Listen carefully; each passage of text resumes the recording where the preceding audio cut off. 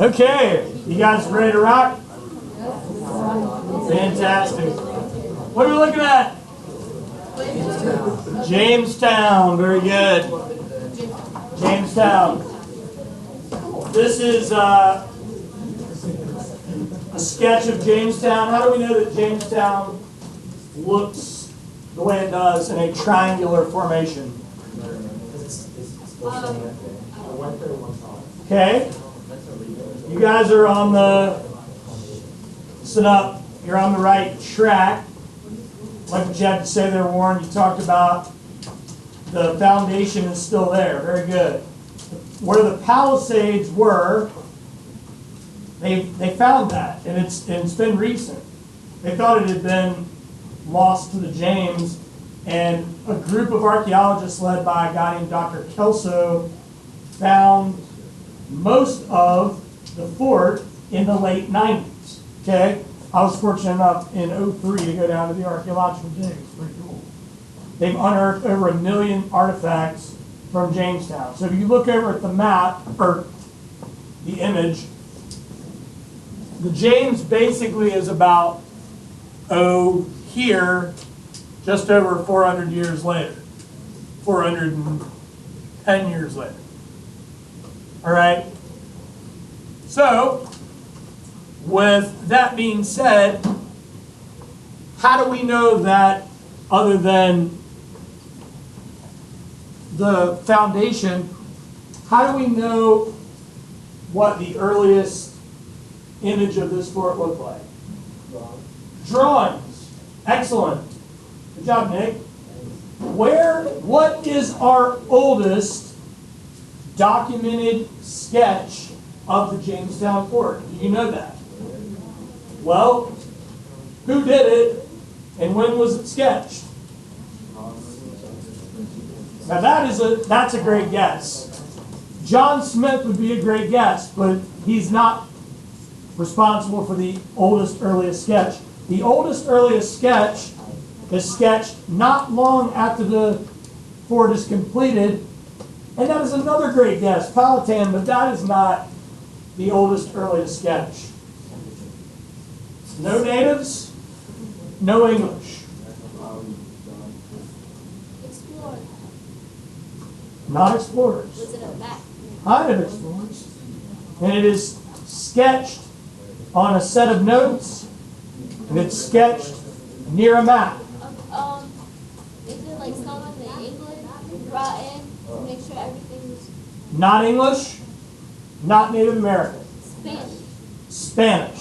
Oh. It is the first sketch of Jamestown was sketched by a Spanish spy, trying to keep tabs on what they were doing in the Chesapeake. And that is, guys, that's the reason the fort is built the way it is. It is built to prevent from foreign attack on water, potentially the Spanish, and native attack on the ground. All right? So, the fort looks a bit different than this, and obviously the settlement is going to grow, and we're going to take a look at that sketch as we get into this lesson. So we're looking at here is lesson 2, the planning of English America. Yeah, question. How did they move, like, how did they, or did they move the walls of the fort to, like, fit all the people in? So what they would do is they would dig these massive holes and move almost full trees, cut trees down and move full trees into the holes. And the work to even carve this out was tremendously difficult. And you have to think about the fact that these people are starving, they are in desperate need of clean water and food, and they're burning thousands of calories a day trying to carve out this colony. So yeah, the building of the fort was extremely difficult. And as it expanded beyond the fort walls, especially once they start growing tobacco, because they're going to grow tobacco anywhere they can. It's a good question. All right, so somebody out there talked about John Cabot. The earliest claims to English America is going to be by John Cabot. In 1496, John Cabot will appeal to the King of England, Henry VII. Did you guys learn a lot about British history last year? So, okay. All right. Good call. Good pull. So let's talk a little bit about Henry VII. Henry VII is the first king in the House of Tudor. He is the last king that will take the crown in what way? What way did kings take crowns? What's that? No. He won't take this by lineage. He will not take it through the church.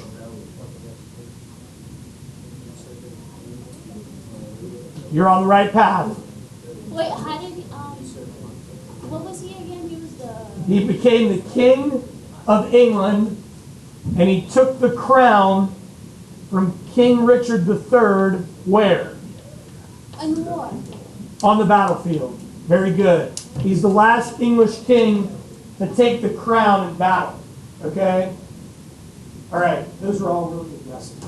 Excellent. All right. So,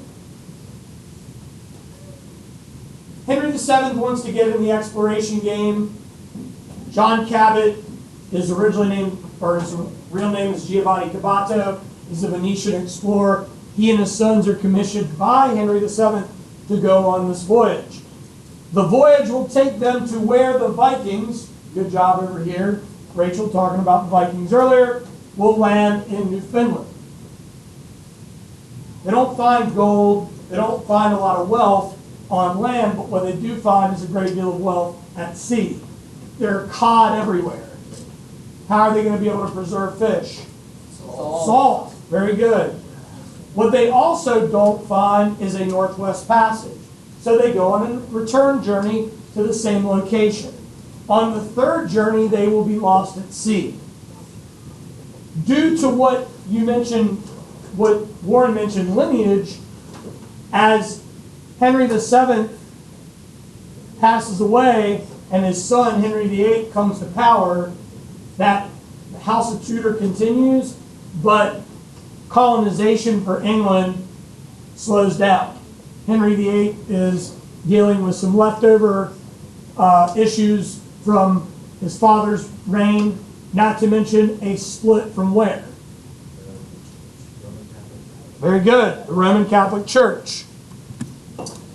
But that doesn't change the fact that England, even under Henry VIII, is laying claim to the land up from Newfoundland and Nova Scotia all the way to Georgia and across to the Pacific.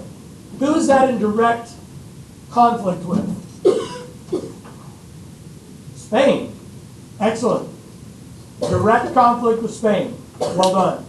All right, so we got John Cabot on the left. We've got Newfoundland,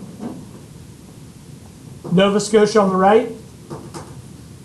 Does that map make sense to everybody?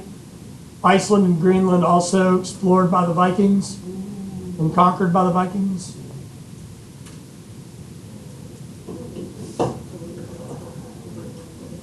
If you ever go visit Ireland and England, which I encourage you to do so, check it out. Even if you go in the summer, pack a coat, because look, it's on the latitude of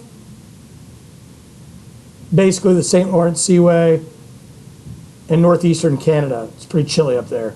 But Iceland is supposed to be It's beautiful. I've not been to Iceland. I've been to Ireland and England, and it's fantastic. It's a lot of fun. I know Ms. Ranky did. She might have said that they're not like. She probably did. She travels a lot. All right.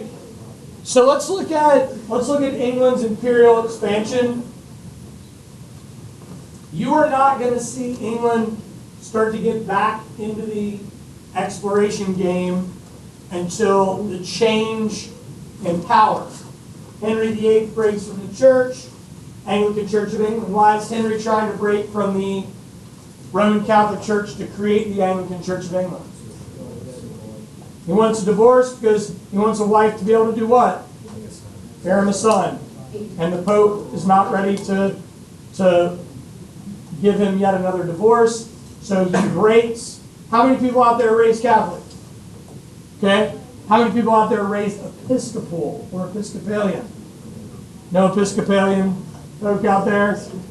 If you guys were to go into a Catholic service, a Catholic wedding, a Catholic funeral, or any Catholic ritualistic service, and you did the same for an Episcopalian, the rituals look very much the same.